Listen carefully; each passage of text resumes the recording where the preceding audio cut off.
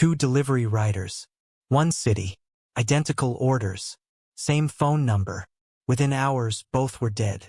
What seemed like coincidence became Toronto's most chilling digital murder case. A killer using food delivery apps to hunt his victims. This is the double delivery murder, where technology turned into a weapon. On a cold February night in Toronto, the streets were quiet except for the soft hum of delivery bikes and the distant rumble of traffic along Kingston Road. The city's rhythm was steady, familiar. People ordering late-night meals, riders rushing between neighborhoods, each one chasing tips to make the night worthwhile. But for two riders that night, the familiar routine would lead them straight into a trap meticulously crafted by someone who knew the system far too well. The case that would later be called the double delivery murder began like any other night shift in one of Canada's safest cities. Ravi Singh had logged into the McDelivery app just after 8 p.m. He was a 27-year-old student at the University of Toronto, studying computer science while juggling two part-time jobs to pay his tuition. His friends described him as gentle, ambitious, and unfailingly polite. He lived in a small basement apartment in Scarborough, often working late to help his younger sister back home in India with school expenses. That night, he accepted an order that looked ordinary. 2 Big Macs, a large fries, and a vanilla shake. Nothing unusual about that. The drop-off location was a quiet residential street he'd been to before, though the customer's name didn't ring a bell. Ravi packed the order, strapped it to his bike, and rode off into the night, unaware that he was heading straight into a digital ambush. When he didn't return home by midnight, no one panicked right away. Delivery delays were common, and riders often stopped for a snack or break. But by 1:30 a.m., another rider passing through the area noticed something strange. A bike lying on its side in an alley, a delivery bag open, food spilled across the concrete. The scene was eerily still. The rider approached cautiously, calling out, but there was no response. When he turned the corner, he found Ravi's body slumped against a dumpster, lifeless. There were no signs of a struggle, no weapon nearby, and no robbery. His wallet and phone were still in his jacket pocket. The app screen frozen on delivered. It was a chilling sight, and by dawn, police had sealed off the area. Detective Sarah McIntyre arrived just before sunrise. A 15-year veteran of the Toronto Homicide Unit, she had seen her share of violent crimes, but something about this case felt different. It lacked the usual chaos, no theft, no random violence, no visible motive. Everything about the scene seemed deliberately controlled. The precision unsettled her. She studied Ravi's phone logs, noticing the order details and the timestamp of the delivery. The phone number listed for the customer was prepaid, and the account had been created only hours before. She quietly marked that detail in her notebook. While Sarah and her team began collecting evidence in Scarborough, across the city another nightmare was unfolding. Around 3:45 a.m., emergency dispatchers received a call from a jogger who had spotted a car idling near a park in Etobicoke. Inside sat a man slumped over the steering wheel, the engine still running, and a McDonald's delivery bag in the passenger seat.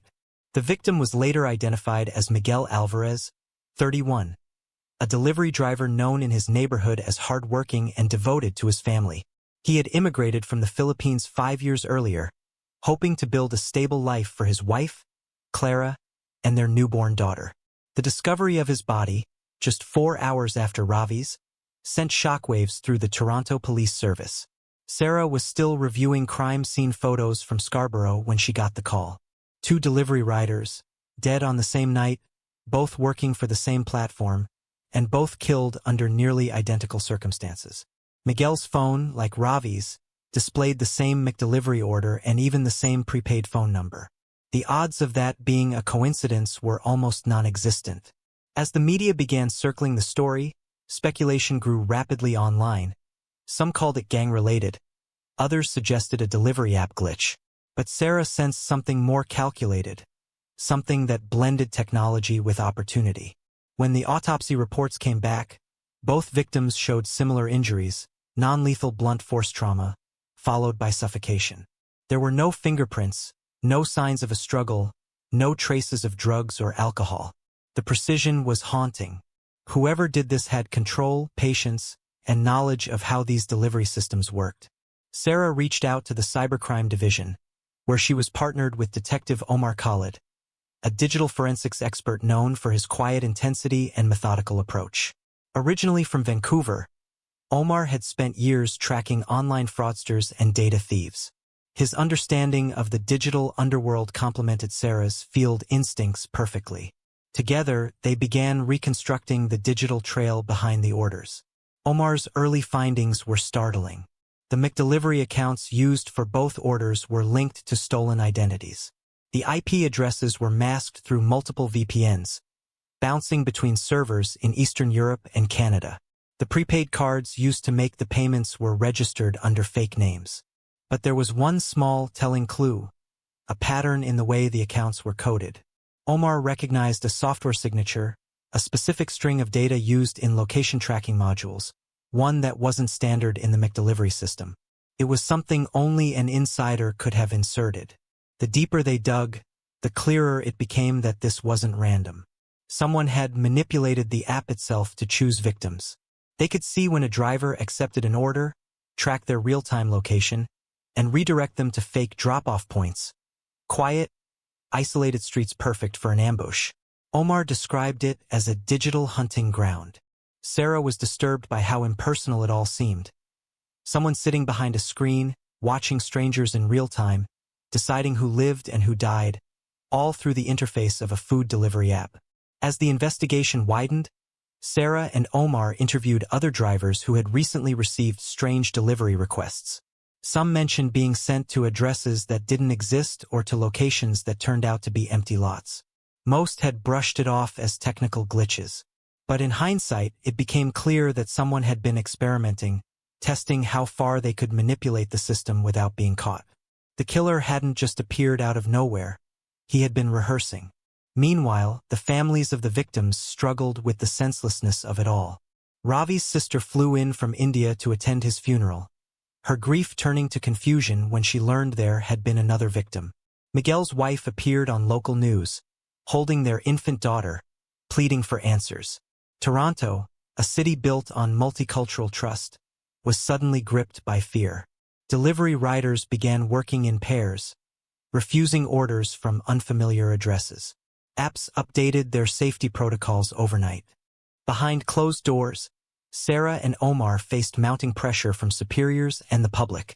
They knew the killer was technologically sophisticated, someone who understood both coding and human behavior, someone who had likely worked within the system before.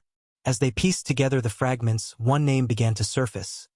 A man connected to the very software that powered the delivery app, a developer dismissed months earlier under suspicious circumstances. His name was Lucas Bennett. But at this stage, Lucas was just a shadow in a database, a ghost moving through the cracks of the system. Sarah didn't yet know if he was their suspect or another stolen identity. What she did know was this: the killer wasn't finished, and the city's dependence on convenience had just become his perfect camouflage. By the time the second week of the investigation began, the Toronto Homicide Unit was running almost around the clock. The media frenzy surrounding the double delivery murders had reached national attention. Talk shows debated the safety of gig workers, delivery apps faced public outrage, and ordinary customers were beginning to question the invisible systems they trusted nightly. Inside the cramped operations room at police headquarters, maps of Toronto were pinned with colored markers, each representing a delivery order traced, a false address found, or a potential digital footprint from the killer.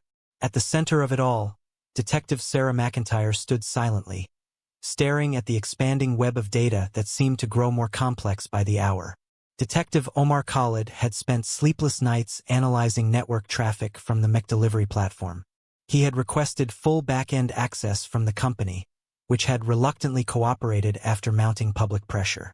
Sifting through gigabytes of transaction logs, Omar identified something that didn't belong: an unauthorized modification in the app's location tracking API.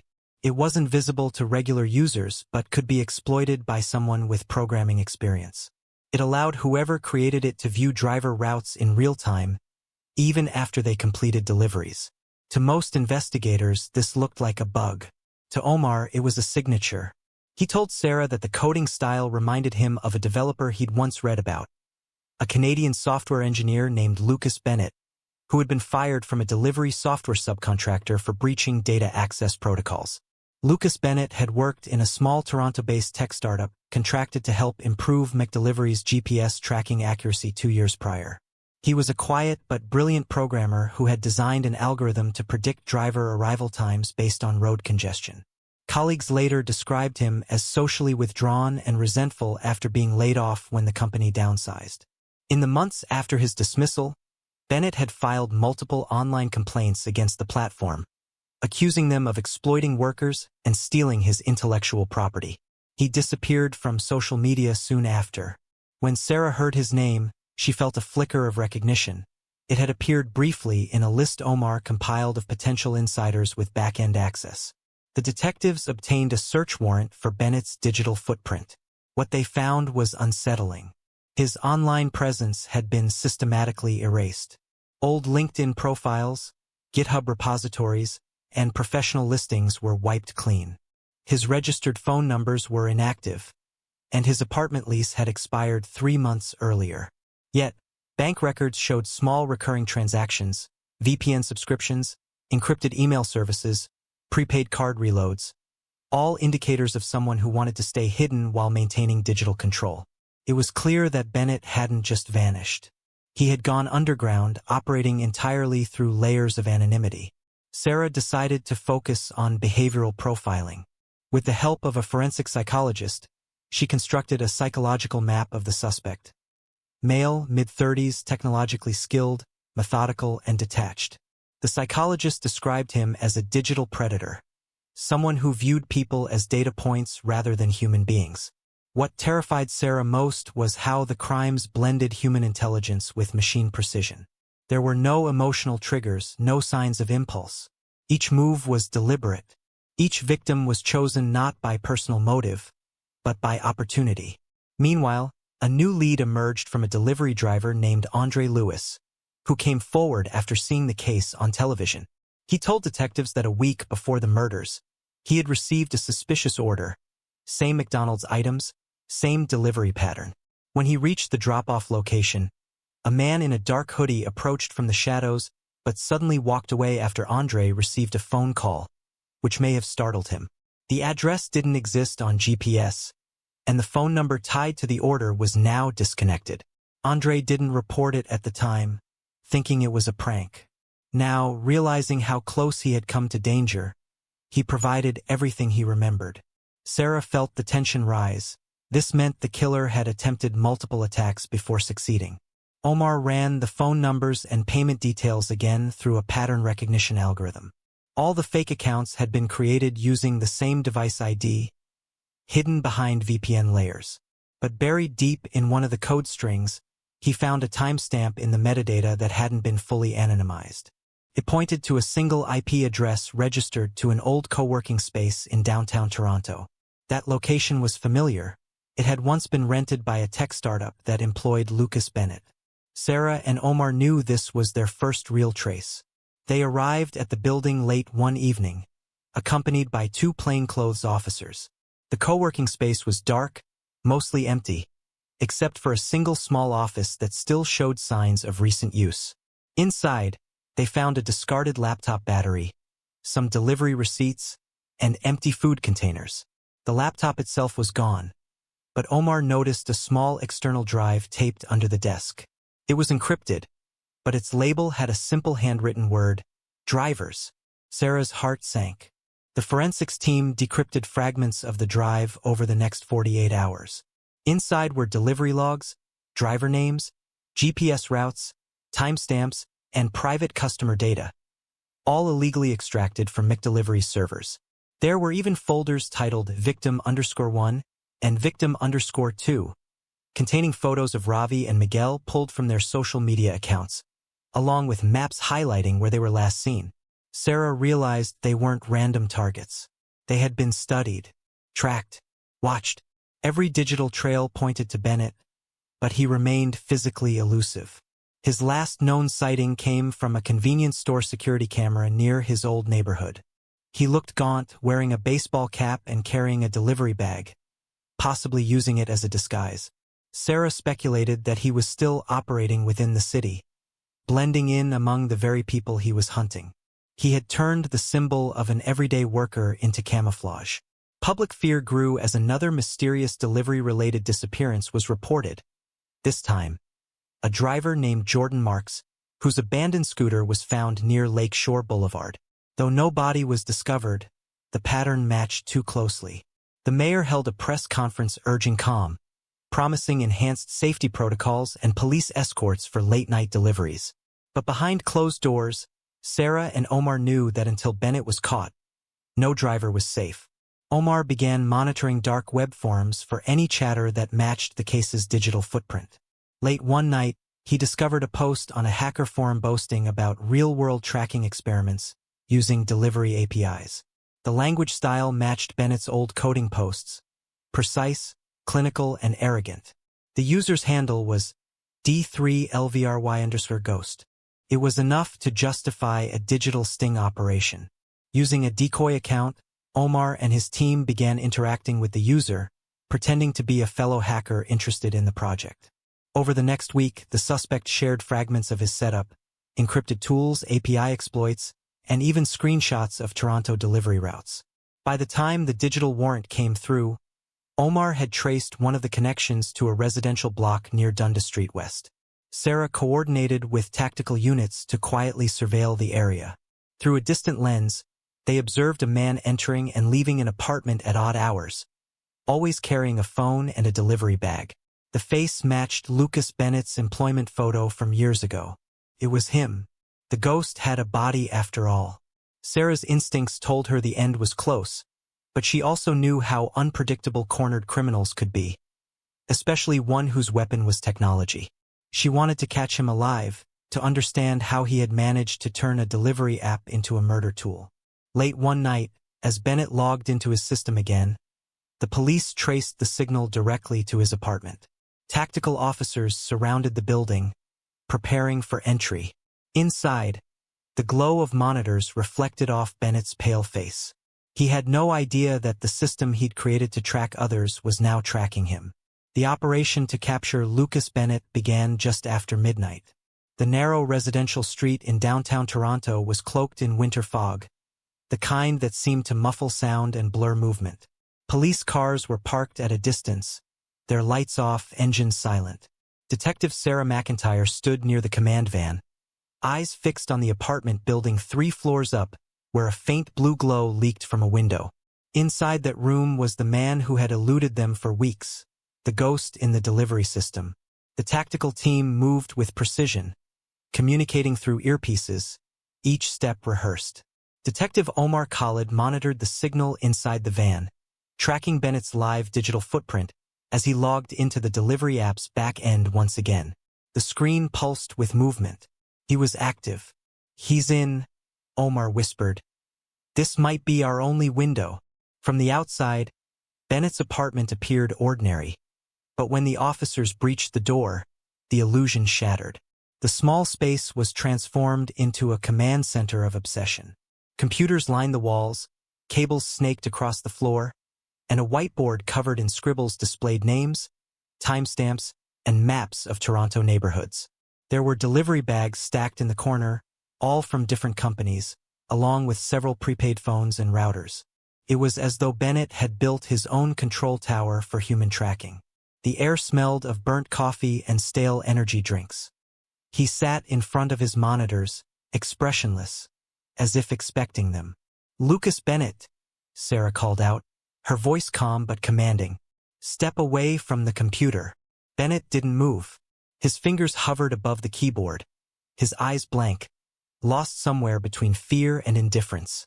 When officers closed in, he finally spoke, his tone flat, almost analytical. "You can't stop it," he said. "It's already in the system." Before Sarah could respond, Omar shouted from behind her. Bennett was attempting to trigger a digital purge. They lunged forward, pulling him from the chair just in time to stop the command. The screen flickered, displaying lines of code before freezing entirely. It was over. As Bennett was handcuffed, Sarah scanned the room again, realizing how methodical he had been.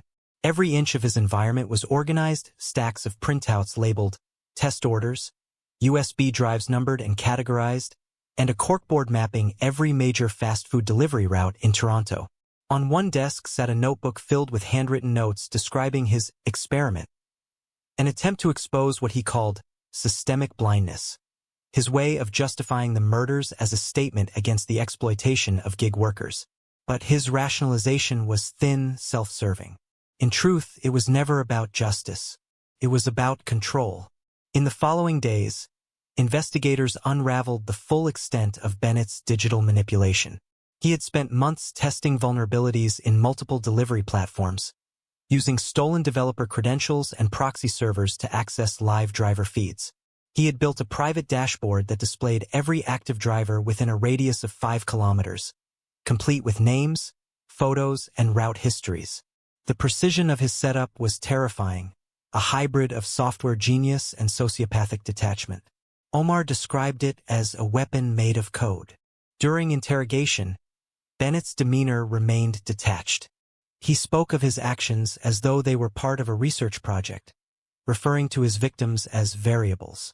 Sarah sat across from him in the sterile interview room, the sound of a ticking clock filling the silence. "You tracked them like data," she said quietly. "But they were human beings, Ravi Singh, Miguel Alvarez. They had families, dreams, lives you erased." For the first time, Bennett looked up. His eyes were calm, almost hollow. "They were random," he said. "I didn't choose them. The algorithm did." Omar later discovered that Bennett had indeed programmed a randomized selection process into his code, making his victim selection appear almost mechanical. He believed this randomness absolved him of moral responsibility, a twisted merging of artificial logic and human cruelty.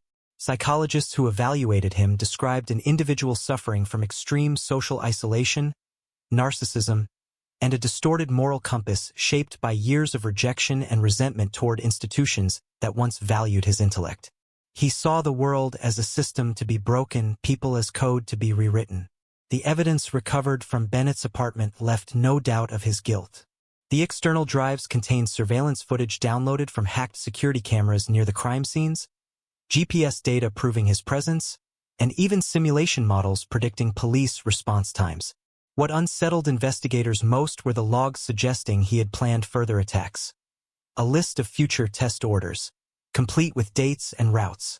It became clear that the murders of Ravi and Miguel were only the beginning of what he envisioned as an ongoing study. The trial that followed captured the nation's attention. Media outlets flooded the courthouse, painting Bennett as a symbol of the dark side of modern technology.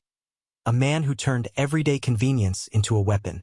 The prosecution presented overwhelming digital evidence, while the defense tried to argue mental instability, claiming Bennett's detachment from reality rendered him unfit for full responsibility. The jury didn't agree. After 3 weeks of testimony, he was found guilty on multiple counts of first-degree murder and unauthorized data access. The sentence: life imprisonment without the possibility of parole for 25 years. For Sarah McIntyre, the case marked one of the most disturbing of her career. She often revisited the crime scenes in her mind, wondering if technology had made people too easy to find, too easy to manipulate. She also thought about the victims' families. Ravi's sister returned to India with his ashes, carrying the weight of a dream cut short. Miguel's wife, Clara, started a foundation for delivery driver safety, lobbying for stricter identity verification systems in delivery apps. Her small act of resilience became one of the few hopeful outcomes from the tragedy. Detective Omar Khalid continued to work on strengthening cybersecurity partnerships between law enforcement and tech companies. He spent months auditing systems that could be exploited in similar ways. In one of his final reports, he wrote, "The killer didn't hack the code, he hacked trust. Technology wasn't the weapon. Human complacency was." His findings led to several reforms, including better encryption, driver verification, and two-way security monitoring systems that allowed riders to alert authorities with one tap. Years later, Sarah occasionally drove through Scarborough at night.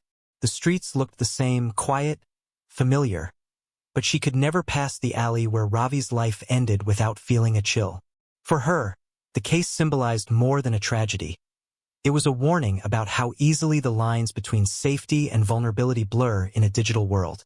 She once said in an interview, "People think monsters hide in dark alleys. But in this case, he hid behind a screen." In prison, Bennett remained as detached as ever.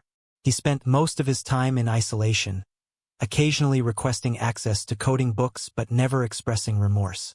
When asked in a documentary years later why he did it, he replied simply, "Because I could." It was a chilling reminder that intelligence without empathy can become one of the most dangerous forces of all. The double delivery murder left a lasting scar on Toronto's collective memory. It forced society to confront an unsettling question.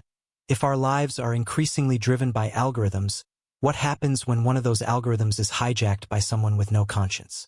The case changed how tech companies viewed responsibility, how law enforcement handled digital crimes, and how ordinary people perceived the systems they relied on every day. In the end, the story wasn't just about two delivery riders or a rogue developer.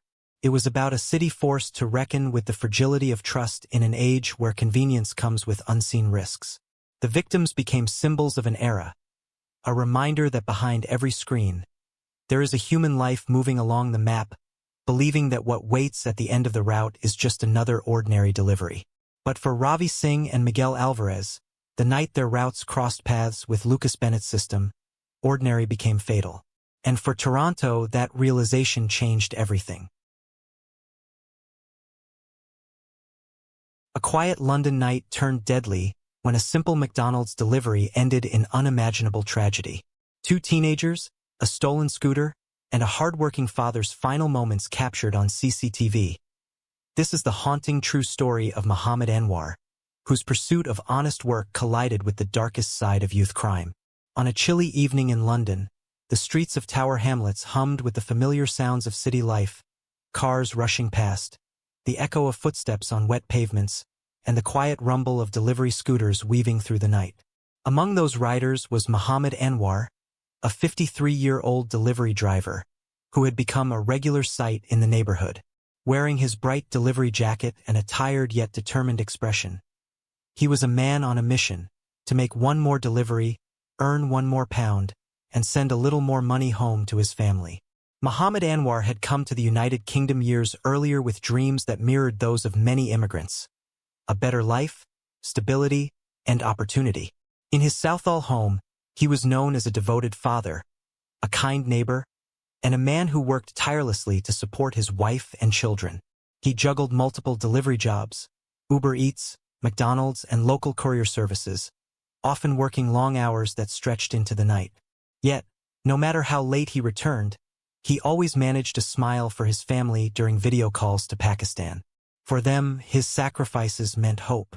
For him, every delivery was a step toward a better future. That March night in 2021, London's sky was unusually calm, the streets quieter than usual as the city continued to feel the effects of the pandemic lockdown.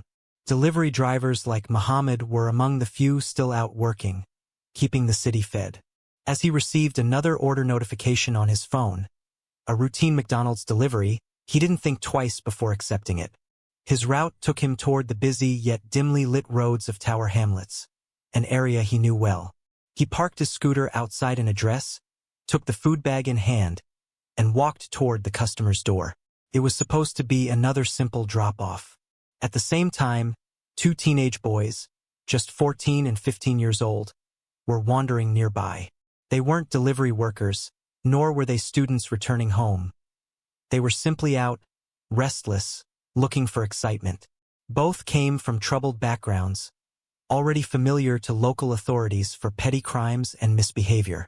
That night, their conversations drifted toward one idea: stealing a scooter. To them, it was a thrill, a quick score, a symbol of power. They didn't think about consequences or about the man who might be standing in their way. They only thought about the engine sound, the rush of speed, and the feeling of control. When Mohammed returned to his scooter, his arms empty after completing the delivery, the teenagers approached him. The CCTV footage later showed how fast it all unfolded. They confronted him, their voices low but aggressive. They demanded the keys. For a moment, confusion crossed Muhammad's face. He didn't understand why these kids were targeting him. "I'm working, brother," he pleaded. His voice caught between fear and disbelief. His scooter wasn't just a vehicle, it was his livelihood.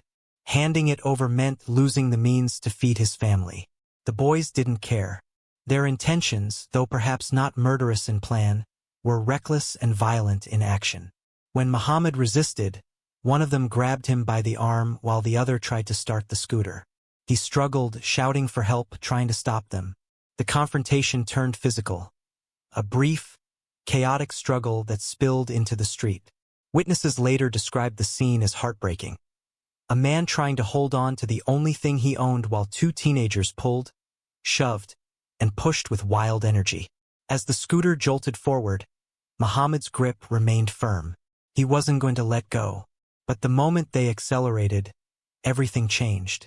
The scooter lurched, dragging him a few feet before he lost balance and fell. His head struck the ground with devastating force. The impact was fatal. The boys sped away for a few meters before abandoning the scooter, panicked and confused, realizing the man they had just attacked was lying motionless on the road. Residents who heard the commotion rushed outside. Some tried to help, calling emergency services immediately. Others stood frozen, unable to comprehend what they had just witnessed. Within minutes, police cars and ambulances filled the narrow street. Paramedics fought to save Muhammad's life, but the damage was too severe. He was pronounced dead at the scene. The CCTV cameras from nearby houses had captured everything. The approach, the struggle, the desperate attempt to hold on, and the fatal fall. The police quickly sealed off the area. Investigators combed through the footage frame by frame, identifying the two young suspects within hours. They had been spotted earlier in the evening wandering through the same neighborhood, and several witnesses recognized them. The evidence trail was clear. What wasn't clear was the motive behind such senseless brutality. To the officers who arrived that night, it looked like a robbery gone wrong, but the loss it caused was immeasurable. Back in Southall, news of Muhammad's death spread quickly. His family, stunned and grief-stricken, could hardly believe that a man who had survived so much hardship and worked with such dedication could be taken away so suddenly. Friends and fellow delivery drivers gathered outside his home, lighting candles and leaving flowers. Many of them shared the same fear, that it could have been any of them. The streets they traveled daily now felt less safe. For London's delivery community, this wasn't just a murder. It was a warning about the dangers they faced every night. The Metropolitan Police launched an urgent investigation, forming a dedicated task force to track down the two teenagers. It didn't take long before both were arrested. The boys were found hiding separately, one at a relative's flat, the other still wandering near the same area as if nothing had happened. When taken into custody, their expressions were blank, almost detached. Neither seemed to fully grasp the gravity of what they had done. In their statements, they claimed they only wanted the scooter, insisting they never meant to hurt the man. But the law saw things differently. Their actions had directly led to a man's death, and there was no escaping accountability. In the days that followed, Londoners were outraged. Newspapers called it a tragedy born out of greed. Politicians and activists demanded tougher action against youth violence. For Muhammad Anwar's family, however, none of it could fill the silence he left behind. His wife and children in Pakistan mourned a father who would never come home, a man whose last words were pleas for mercy that went unheard. As detectives prepared the case for court, the footage became the central piece of evidence. It was difficult to watch, the last moments of a hard-working man's life caught on camera. Investigators knew that beyond the legal charges lay a deeper question. What drives two young boys to commit such an act? Was it poverty, neglect, peer pressure, or simply a lack of empathy? The answers were complex, and none could undo the damage done. By the time the case reached the courts, the story of Muhammad Anwar had become national news. Delivery drivers across the UK held vigils in his memory, holding placards that read, "Justice for Anwar." In that slogan lived the pain of thousands of workers who risked their safety for every meal they delivered. The first part of this tragedy had ended with an arrest, But what lay ahead was a courtroom battle that would reveal not just the details of a crime, but the broken paths that led two boys into darkness and left a family forever shattered. As the trial of Muhammad Anwar's killers approached, the tension inside London's Old Bailey court was palpable. Outside, crowds gathered silently holding candles and photos of the 53-year-old delivery driver, their faces marked by grief and disbelief. Inside, the courtroom air was heavy with the sound of shuffling papers, muted whispers, and the dull hum of recording devices capturing every word. Two young defendants sat in the dock, barely teenagers, dressed neatly in school uniforms, their faces blank. Because of their age, they could not be named, yet their actions had already etched their place in infamy.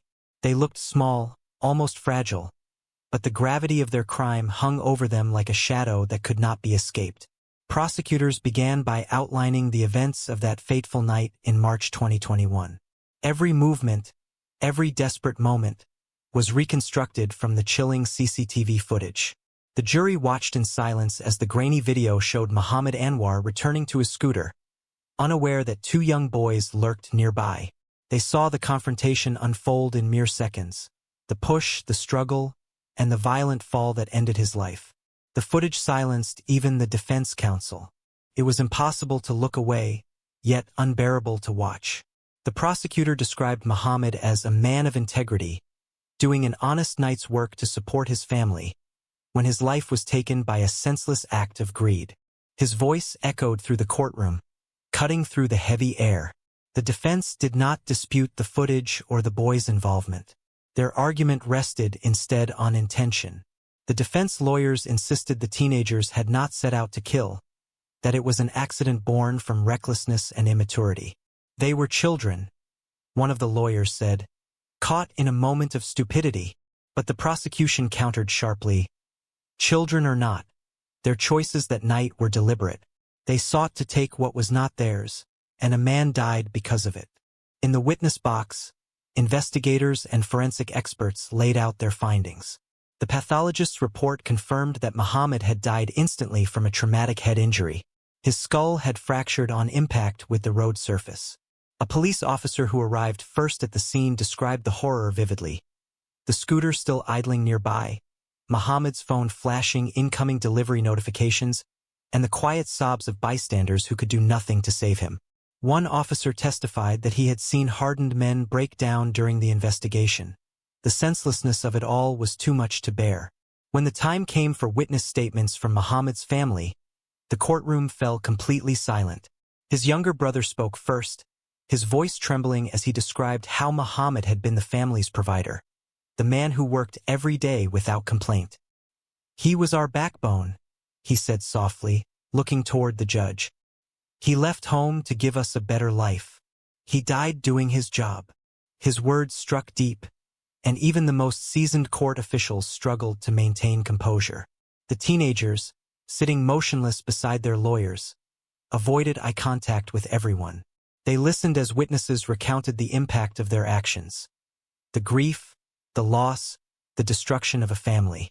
Occasionally, they whispered to each other, but mostly they sat in silence, their expressions unreadable. Psychologists later described their behavior as emotional detachment, a coping mechanism often seen in youth offenders who cannot fully comprehend the consequences of their crimes. The defense presented the boys' backgrounds in an attempt to explain their descent into crime. Both came from broken families. One had grown up in and out of foster care, his father imprisoned, his mother battling addiction. The other lived with a grandmother who struggled to control him after years of neglect. Their school records showed frequent absences, behavioral issues, and minor criminal activities: shoplifting, vandalism, and trespassing. Social workers had warned that both boys were at risk of serious offending long before the murder. Yet, as many noted bitterly, those warnings came too late. Experts testified about the growing trend of youth violence in London, how teenagers, some barely in their teens, had been drawn into crime by social media, peer pressure, and poverty. The courtroom heard how scooter thefts had become a form of quick fame online, with stolen rides and chase videos being shared for likes and views. What started as mischief often spiraled into tragedy. The prosecutor argued that this case was the ultimate example of how a moment of reckless thrill-seeking could destroy multiple lives at once. As the trial progressed, public sympathy for Muhammad Anwar grew across the country. News channels replayed his story daily. Fellow delivery drivers spoke of their fear and exhaustion, saying they often faced harassment, abuse, and theft while working long hours for low pay. Many described feeling invisible until tragedy struck one of their own. One driver told reporters, "We bring people food every night, but no one thinks about how dangerous our job really is." Muhammad's story gave a voice to that silent struggle. When closing arguments began, the prosecutor's words were firm but sorrowful. This was not just a robbery, he said. It was a choice to threaten, a choice to take, a choice to ignore the pleas of a man begging for his life. In that choice, innocence was lost, his and theirs. The defense pleaded for leniency, citing the boy's age and lack of prior violent convictions. "They will carry this forever," their lawyer said. Their mistake, though unforgivable, was not premeditated murder. The jury deliberated for several hours. When they returned, the courtroom was silent. Both boys stood, trembling slightly. The foreman read the verdicts, guilty of manslaughter and robbery. The court accepted that there was no intent to kill but found that their actions were reckless and directly caused Muhammad Anwar's death. The judge, an experienced jurist known for his stern but balanced approach, delivered a somber address. He spoke directly to the teenagers.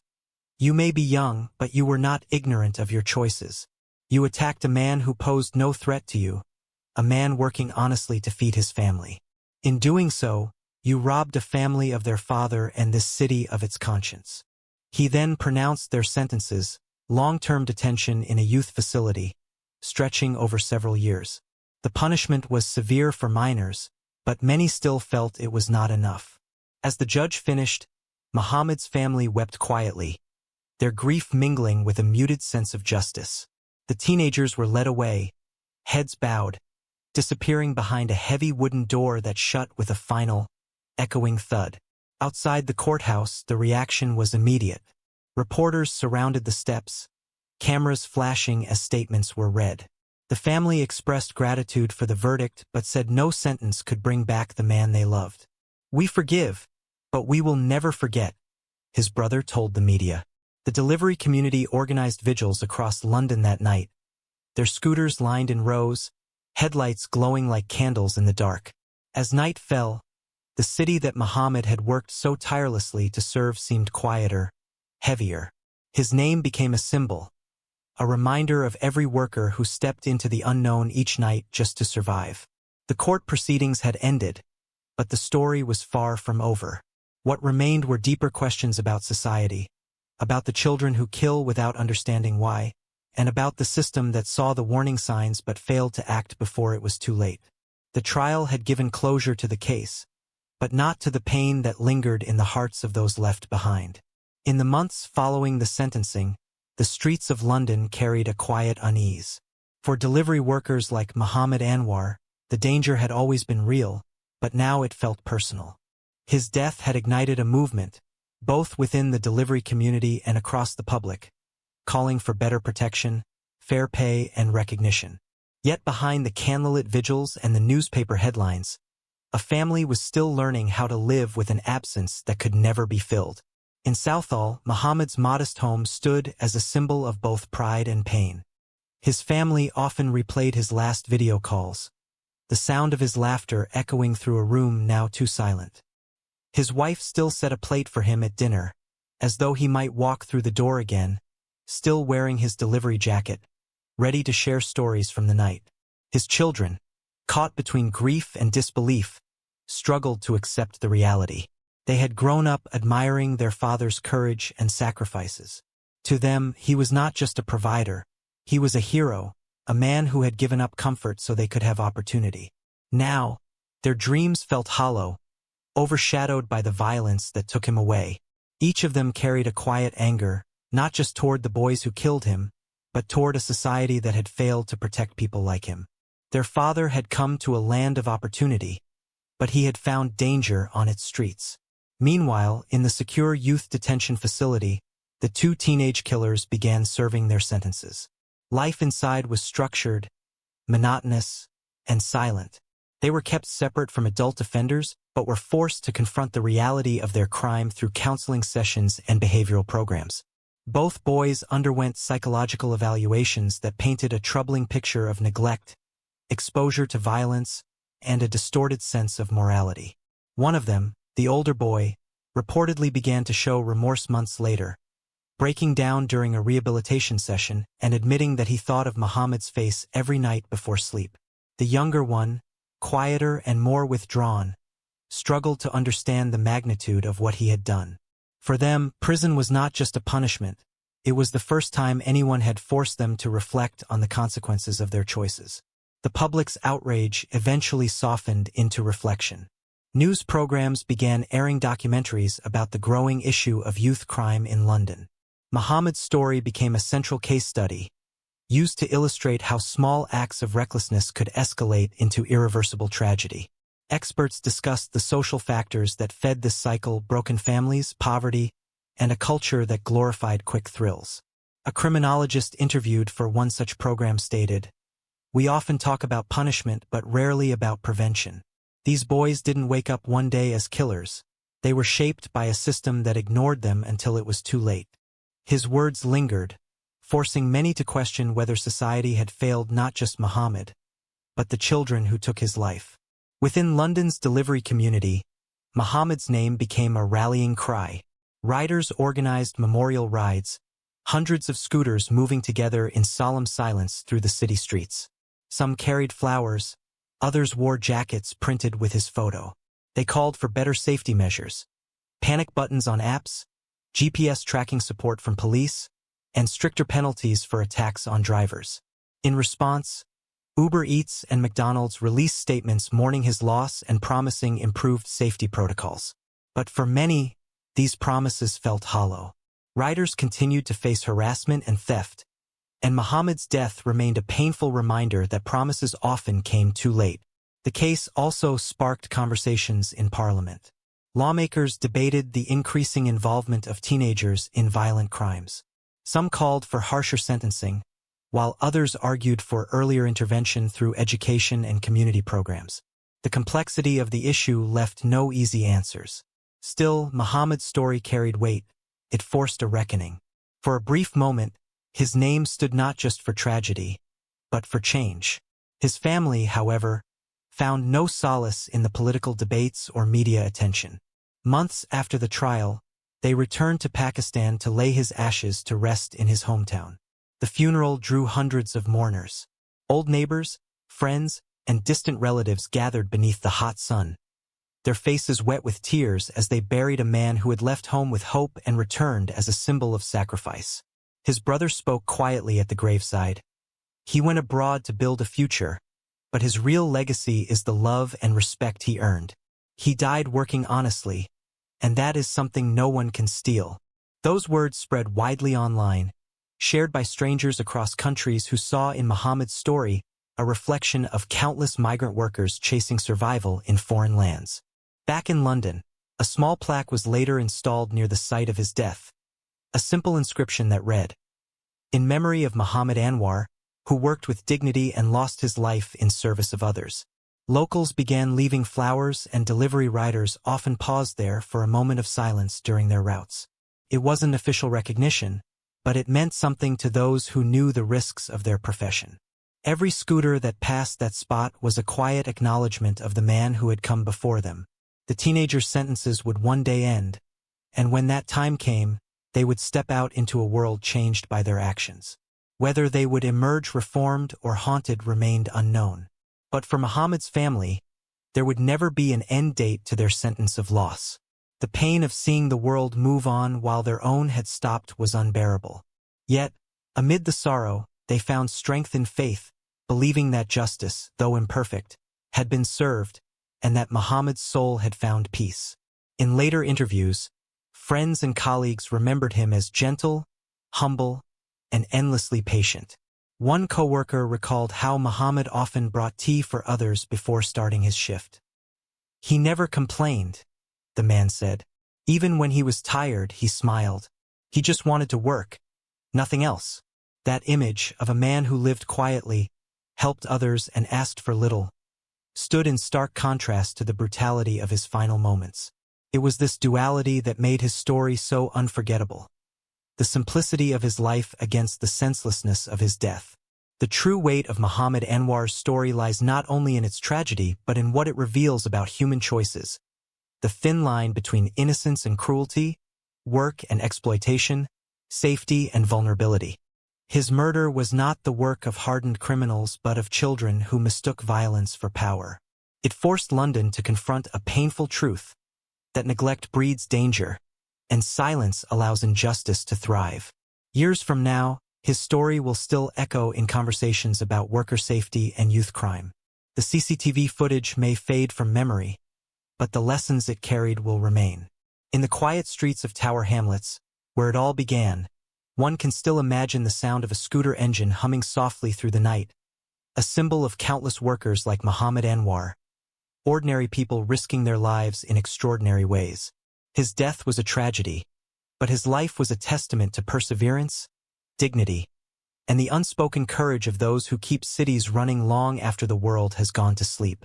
And though justice may have been served in court, the true justice lies in remembrance, ensuring that no man who dies earning an honest living is ever forgotten. A late-night food delivery turns into a deadly trap on the quiet streets of Mississauga. A young driver, lured by a fake order, never makes it home. What really happened that night, and who planned the ambush? This is the chilling story of Lured by the Order. It was just after 2 in the morning on July 9, 2023, when the streets of Mississauga were quiet, the kind of silence that settles over suburban neighborhoods after midnight. The yellow glow of streetlights reflected off parked cars, and the hum of distant traffic on Britannia Road was the only sound cutting through the stillness. For most, it was another peaceful summer night. But for 24-year-old Gurvinder Nath, it was another late shift in the life of a hard-working food delivery driver. A night that began with routine orders and would end in unthinkable tragedy. Gurvinder was known among his friends as a gentle soul. He had arrived in Canada from India in July 2021, chasing the dream that had brought so many others. A chance for education, work, and a better life. A student of business management at Loyalist College in Toronto, he balanced studies with long hours delivering food across the Greater Toronto area.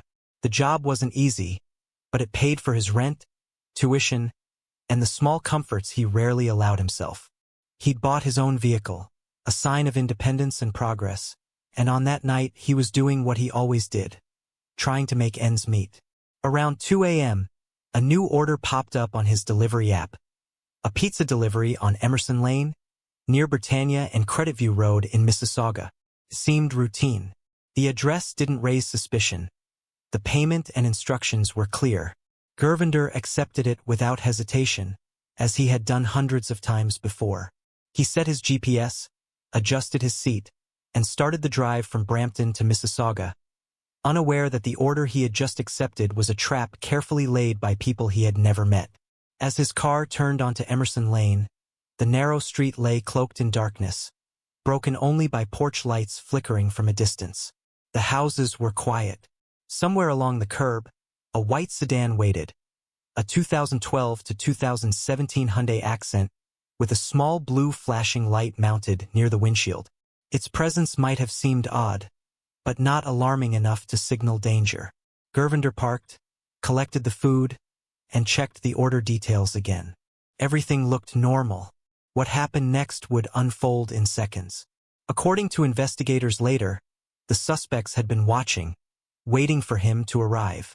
As he approached the supposed delivery address, one or more men emerged from the shadows. What began as a robbery escalated instantly into violence. They wanted his car, and they were willing to do anything to take it. Witnesses in nearby homes later reported hearing a brief scuffle, muffled voices, and then the sound of a car engine revving hard. When the noise stopped, only silence remained. By the time emergency responders arrived, Gurvinder was lying on the pavement, badly beaten and unresponsive. The suspects had fled in his car, leaving behind only scattered food boxes and fragments of glass. Paramedics rushed him to a trauma center, fighting to stabilize him as he drifted in and out of consciousness. His car was found hours later, abandoned near Old Derry Road and Old Creditview Road, barely 5 kilometers from the scene. The first hours of investigation revealed little. The Peel Regional Police Homicide Unit arrived, securing the area under floodlights. Detectives searched for security camera footage, canvassed nearby homes, and retrieved digital data from the delivery app. The call had been placed using a legitimate online order, complete with a real address. But the identity of the person behind it didn't match the residence.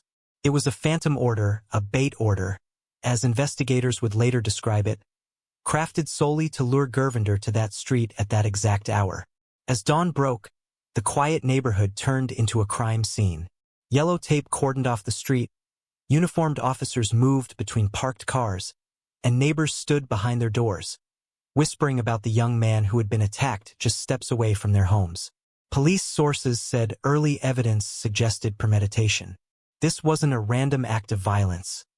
It was a setup, executed with precision and speed. Meanwhile, at the hospital, Gervander's condition remained critical. He had suffered severe head trauma from the assault. Friends and fellow delivery workers gathered outside, waiting for updates that grew grimmer by the hour. Among them was his roommate, who had tried calling him several times during the night but received no response. When the news finally reached his cousin, Balram Krishan, he could hardly believe it. He was polite, hard-working. He never bothered anyone, he told reporters later, his voice trembling. He went out just to deliver food. That's all. As the story broke across local news outlets, City News Toronto, Global News, and CP24, it struck a nerve with the public. Photos of Gervander smiling in his work uniform began circulating online. He wasn't just another statistic. He was one of thousands of gig workers who kept Canada's food delivery systems running day and night. But that night, the same system that connected customers to convenience had been used as a weapon against him. Investigators quickly pieced together the chain of events. Someone had placed an online order under a false name, used an untraceable phone number, and selected a delivery location designed to isolate the driver. Gervander was the unfortunate one assigned to that order. The suspects, police believed, had used the fake order as bait to commit a carjacking, a growing crime trend in the region. In the months leading up to the incident, the Peel Regional Police had reported a surge in violent car thefts, often involving unsuspecting victims ambushed in parking lots or at their own homes. But never before had a food delivery driver been targeted in this way. The following days saw detectives working around the clock. Surveillance footage from nearby homes showed glimpses of a white sedan circling the neighborhood minutes before the attack. Another camera captured its distinctive blue flashing light, a detail that would later become crucial. Police released the description to the public, asking for witnesses or dashcam footage from the area between 1:30 and 3 a.m. The footage triggered dozens of tips. One witness claimed to have seen the same white car speeding toward Old Creditview Road shortly after the time of the attack. Another said the car had been spotted parked behind a strip mall in Brampton days earlier. Slowly, the puzzle began to take shape.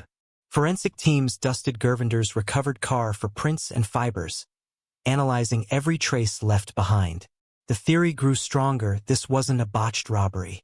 It was a pre-planned ambush executed by a small group who had done it before or knew exactly what they were doing. 5 days later, on July 14th, Gervander Nath succumbed to his injuries. His death was ruled a homicide. The announcement sent ripples through the community.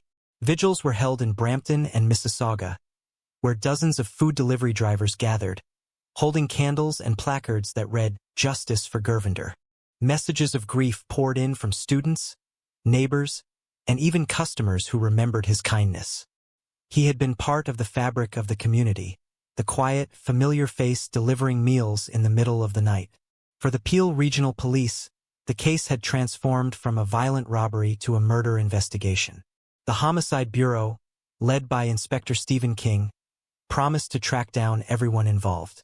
"Anyone who had a hand in luring this young man is complicit in his death," he said at a press briefing. The police began cross-referencing phone records, digital footprints, and the ordering system's data logs. Somewhere in that network of fake accounts and call histories lay the clue that would expose the killers.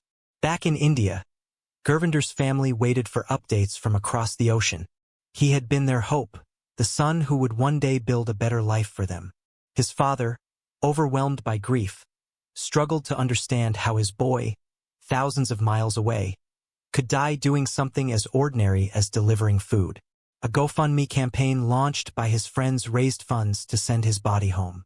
For them, Gurvinder was more than a victim.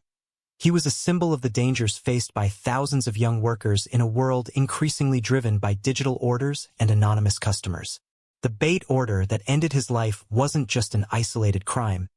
It revealed a growing vulnerability in gig economy systems that many had never considered. Somewhere out there, Gurvinder's killers still moved freely, their faces hidden behind the glow of a phone screen. But for the investigators, the hunt had just begun.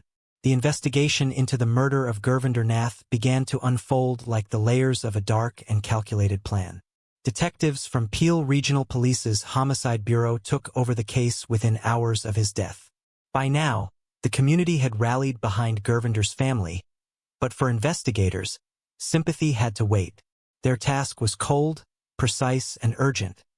Find the people who had used a food delivery app as a weapon and made an innocent young man their prey. The first lead came from digital forensics. Every food order placed through the app leaves a trail, timestamps, IP addresses, device IDs. Detectives obtained the full transaction data for the order placed to Emerson Lane. What they found was unusual.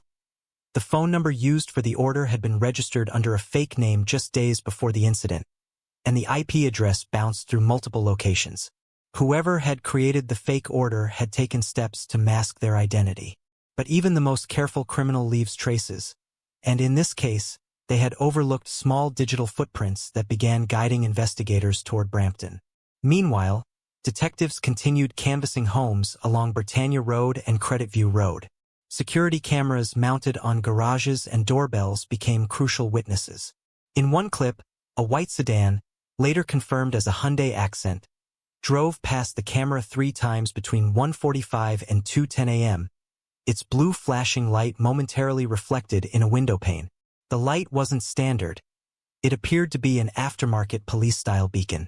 Investigators theorized the suspects may have used it to give the impression of authority or simply as a way to identify one another in the dark. Inside the homicide unit's briefing room, a crime scene map slowly filled the wall. Pins marked the delivery location, the route Gurvinder's car took, and where it was later abandoned. Photographs from the scene showed signs of a violent struggle. Scattered pizza boxes, a phone cracked on the pavement, and faint drag marks near the curb. Forensic teams retrieved fingerprints from Gurvinder's vehicle, and lab results began to trickle in. One partial print matched a record already in the system, a young man with previous firearm-related charges. His name was soon connected to a small group of individuals known for car theft and drug trafficking in Brampton's Northwest End. Detectives began building a picture of how the night might have unfolded. The suspects, it seemed, were part of a crew involved in a string of carjackings. They targeted specific vehicles, particularly those used by delivery drivers, which they could steal and strip within hours. But in Gurvinder's case, something had gone wrong. Perhaps he resisted. Perhaps they panicked. The motive might have been robbery, but the outcome had escalated to murder. To move forward, the police needed more than theory. They needed names, faces, and proof. Surveillance footage placed the Hyundai Accent near the scene, but identifying who was inside required cooperation from the community. Posters showing the suspect vehicle circulated across social media and news channels. Anyone who recognizes this car or its distinctive light, please contact Peel Police. The public notice read. Within days, the phone lines began ringing. One tip came from a tow truck driver who had seen the same Hyundai Accent weeks before outside a Brampton convenience store. Another came from a neighbor who recalled the flashing blue light disturbing her sleep. Each call brought investigators closer to the people behind Gurvinder's death. While detectives pursued leads, the emotional weight of the case deepened. Gurvinder's funeral, held at a Sikh temple in Brampton, drew hundreds of mourners. Fellow delivery drivers formed a convoy, their insulated delivery bags placed on their dashboards as a tribute. For many, his story hit too close to home. They too had accepted late-night orders to unfamiliar places, trusting that what awaited them was only a hungry customer, not danger. His cousin, Balram Krishan, spoke briefly, his voice breaking as he described Gurvinder's dreams. "He just wanted to finish school and bring his parents here," he said. "He was so proud of living in Canada, so careful about everything. He didn't deserve this." Back at Peel Police Headquarters, Inspector Stephen King addressed the media once more. He called the murder a calculated act that exploited a working man's trust. The investigation had already crossed jurisdictions, with Toronto Police and the Ontario Provincial Police lending digital forensic support. Behind the scenes, phone records linked the suspect's phones to the area at the exact time of the crime. Investigators now had enough to begin making arrests. The first came in November 2023. A male under the age of 18 was taken into custody and charged with second-degree murder. Because of his age, his identity was withheld under the Youth Criminal Justice Act. Sources described him as the driver of the getaway car, recruited by older individuals who promised him a cut from the stolen vehicle's sale. His arrest confirmed what investigators suspected all along. This was not a single attacker, but a coordinated group. As the case continued, evidence pointed to another name, Jazane Kurhaz, a 21-year-old from Brampton with prior firearm offenses. In February 2024, police raided his residence, seizing 2 handguns and electronic devices. Kurhaz was charged with second-degree murder, unauthorized possession of a firearm, and careless storage of a weapon. According to police documents later obtained by reporters, data recovered from his phone revealed search histories for carjackings in Peel and how-to-block tracking. For detectives, it was the confirmation they needed. Kurhaz was one of the key orchestrators. The arrests brought a sense of progress but not closure. Gurvinder's family, still in mourning, followed the developments from abroad through phone calls and news reports. His parents, unable to attend court due to visa complications, watched from India as Canadian journalists covered each hearing. The community that had once been shaken now turned its grief into advocacy. Delivery drivers began forming WhatsApp safety groups, sharing suspicious order alerts and routes to avoid. The tragedy had transformed into a warning for others who worked alone at night. By early 2025, investigators believed the ring responsible for Gurvinder's murder included at least 3 people. The youth, now in custody, Kurhaz, awaiting trial, and a third suspect, still at large. Detectives traced this final suspect to the Caledon area, Devont Thompson, 25. He had been spotted in multiple provinces under false names, using rental vehicles and prepaid phones. Police publicly issued a Canada-wide warrant in June 2025, charging him with second-degree murder. "We will not stop until every person involved is brought to justice," Inspector King declared at a press conference. Behind the public updates, the investigative files told a story of technology both used and betrayed. Gurvinder's phone data showed the last thing he did before arriving at Emerson Lane. He sent a voice message to a friend saying he'd finish this last order and head home. The timestamp read 2:08 a.m. Minutes later. The order location pinged one final time, the moment the ambush occurred. These digital echoes became the backbone of the prosecution's case, placing him and his killers together at the exact location and time. Journalists who covered the case began referring to it as "lured by the order." The name captured both the cruelty and the simplicity of the crime. Every element, the fake account, the late hour, the chosen location, revealed method and intent. It wasn't chance, it was design. And that design exposed something bigger than one act of violence: the vulnerability of those who earn their living at the edges of technology's promise. Through interviews with fellow drivers, the scale of fear became apparent. Many admitted they had begun refusing orders after midnight, especially those with vague instructions or unfamiliar addresses. Some delivery platforms introduced new verification systems, requiring customers to confirm identity before placing late-night orders. Yet the feeling of safety remained elusive. For Gurvinder's friends, every buzzing phone notification brought back memories of the night he accepted his final order. In the months that followed, the investigation expanded into broader criminal networks. Police discovered connections between the suspects and previous carjackings targeting rideshare and delivery drivers. The same white Hyundai Accent had been reported near another attempted theft weeks earlier, but at that time, no one had been harmed. That pattern, now clear in hindsight, painted a picture of escalation. Small crimes growing into fatal violence. Every piece of evidence, every interview, every surveillance frame contributed to the slow reconstruction of that night. Detectives spoke later of how haunting it was to watch the footage frame by frame. Gervinder's car pulling up, headlights cutting through the dark, then figures emerging and chaos erupting. "He had no chance," one officer said quietly. "He never saw it coming." By the summer of 2025, the case stood as both a criminal investigation and a societal reckoning. Lawmakers debated new safety measures for gig workers, and the story of Gurvinder Nath was cited in policy discussions about worker protection and digital accountability.